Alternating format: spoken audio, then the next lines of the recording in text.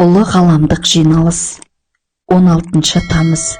Қазіргі сәтте ғаламдық рухани кеңістіктің ұлы жиналысы өтуде.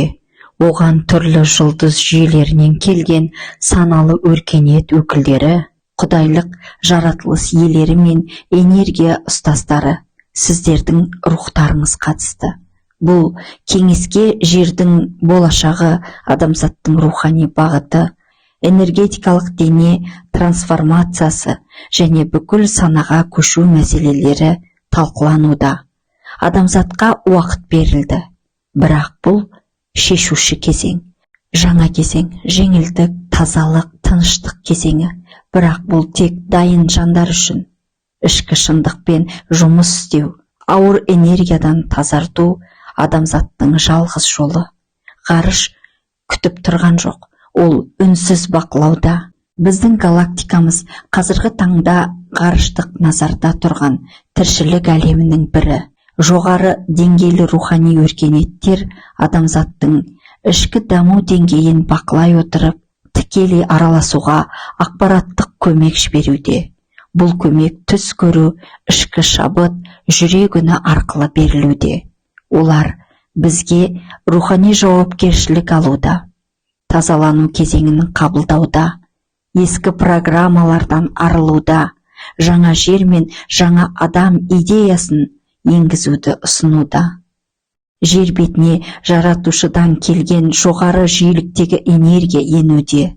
Бұл энергия ақиқатты көруге мәжбүрлейтін реттеу толқыны. Әр адам енді өзінің ішкі болмысы, мінезімен жұмыс жасайды. Ол адамның өз болмысын, барлық жасаған әрекеттерін, ниетін, сөзі мен ойларын тереңнен шолып, талдауға итермелейді. Адам енді өзін өзі алдай алмайды. Ішкі шындықпен бетпе-бет келу кезеңі басталды. Өзімшілдік, эго, қызғаншақтық, өшпенділік сияқты энергиясы төмен күйзеліс толқындары рухты көрінбей шірітеді. Психологиялық вирустар, олармен бірге өмір сүре беру, өз болашағыңа қарсы жұмыс істеу. Адам бұл ауыр қабықтардан арылып, өзінің таза рухымен байланысуға міндетті. Бұл жеңілдікке ұмтылу заңы, бүкіл ғаламға артық энергетикалық принцип. Ішкі әлем сенің жалғыз жауапкершілігің. Себебі ішіндегінің бәрі тек өзіңе тиесілі. Ешкім сенің бойындағы қызғанышты, ренішті көре алмаушылықты тудырмайды. Ол сенің жеке вибрациялық өрісіңнің бұзылуынан туындаған ішкі қайшылық. Кейде біреудің табысы, жарығы, тыныштығы сені іштей күйдіреді. Бірақ ол басқа адамның кінәсі емес.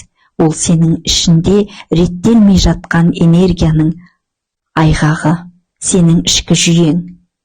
Мен өзіме қарағым келмейді, маған өзімді түзету ауыр, бірақ мені басқалардың жарығы алаңдатады, деп тұр.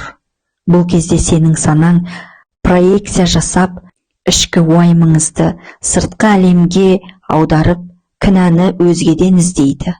Бірақ ғаламдық заңдар былай дейді: ішіңде не бар, сыртыңда сол. Біреуді жамандап, мін айтып, ашумен сөйлеген сайын, өзіңнің ішкі әлеміңнің сәулесін өшіріп жатқаныңды біл. Сен не айтсаң, соны тудырасың. Сен кімге қарасаң, соны күшейтесің. Басқан емес, өзіңді реттеу ең жоғары деңгейдегі рухани практика. Жерге түсіп жатқан жаңа жиіліктер енді тек мынаны қабылдайды. Жауапкершілік тек өзіңде. Жақсылық ішкі үйлесімнен басталады. Өзің тазалансаң, өмір тазаланады. Ғаламның айтқанын өзіңнен баста. Қазір ғарыштық өркениеттер, жаратушыдан келген ақпараттық ағымдар тек бір нәрсені жеткізуде. Өзгеден күтпе, өзіңмен жұмыс істе. Себебі барлығы да тек сенің ішкі санаңнан, ойыңнан басталады. Көре алмаушылық, қызғаныш, жек көру, төмен жиіліктегі сана қабаттары, ол енді жаңа энергетикалық кеңістікке сыймайды. Жаңа дәуірде саған қойылатын сұрақ біреу: сенің жүрегің қандай толқын шығарып тұр? Өзің жақсы болсаң, әлемде сенің айнаң. Бұл жай философия емес, бұл ғаламдық энергия физикасының заңы.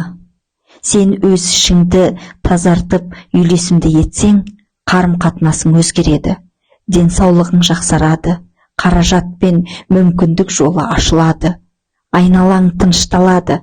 Өзің жақсылықта болсаң, әлемде сол жиілікке бейімделеді. Ғаламның тереңінде жаратылыстың негізін құрайтын тылсым өріс бар. Ол ешқашан өшпейді, жоғалмайды, өзгермейді. Бұл барша тіршіліктің көзі, жаратушының тынысы. Көптеген дәуірлер бойы адамзат бұл өрісті тек сезіммен ғана сезінген. Бірақ қазір ол өріс саналы түрде жерге құйыла бастады. Бұл нөлдік нүкте энергиясы деп аталады. Шексіз қуатқа ие бастапқы жарық. Ол уақыт пен кеңістіктен бұрын болған алғашқы ұлы тербелістердің толқыны. Материяны да, рухты да тудырған қасиетті күш. Бұл құдіретті жүйе адамның жүрегімен үндеседі.